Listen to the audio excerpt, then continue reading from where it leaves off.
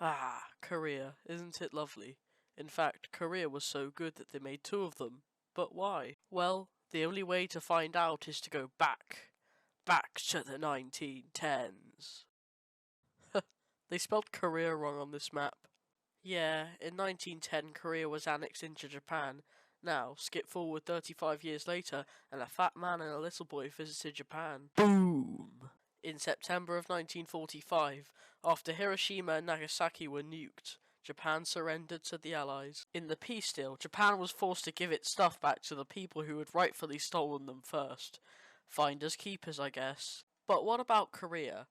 Korea had been part of Japan for a while now, so who should it go to? Me, said the USA and the USSR at the same time. Oh dear. I know, said the United Nations.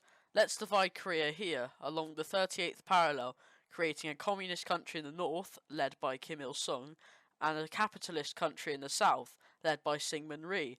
That way, we can have world peace forever. That's called dramatic irony. June 25th, 1950.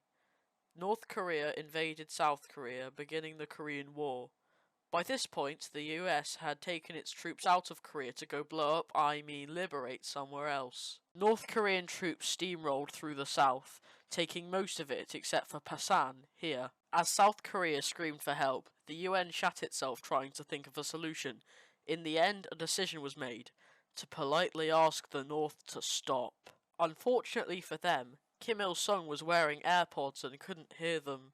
After North Korea humbly rejected their response, a team was assembled, consisting of the United States, the United Kingdom, Canada, Turkey, Australia, the Philippines, New Zealand, Ethiopia, Thailand, Greece, France, Colombia, Belgium, South Africa, the racist one, Netherlands, and Luxembourg. The team was to be led by famous World War II General Douglas MacArthur. In July of 1950, the Avengers began landing in what remained of South Korea. By August, the entire gang had arrived and was ready to beat up North Korea. By the end of August, Seoul had been recaptured. By October, Pyongyang had been captured. Now, while North Korea is being beaten up, let's have a look at the country next to it, China. More specifically, the leader, Mao Zedong. Ring, ring. Hello there. Whatever you do not cross the Yalu River. You've got yourself a deal. I really should tell MacArthur about this. Beep, beep, beep, beep, beep. MacArthur, whatever you do not cross the Yalu River. Sorry, Truman, can't hear you. It's quite noisy this side of the Yalu River.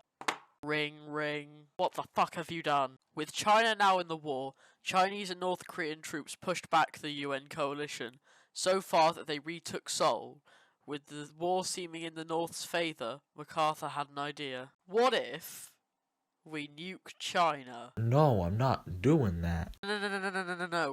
What if we nuke them so that they surrender? You do realize they have nukes too. Please? No. Please? No. Please? No. No. Please. You're fired. So with the mentality of bigger is better, the United Nations sent more and more troops into Korea in June of 1951, pushing the border back and retaking Seoul, and ushering in a stalemate that would last forever. Until 1953, when an armistice was signed. But hey, the war still hasn't technically ended.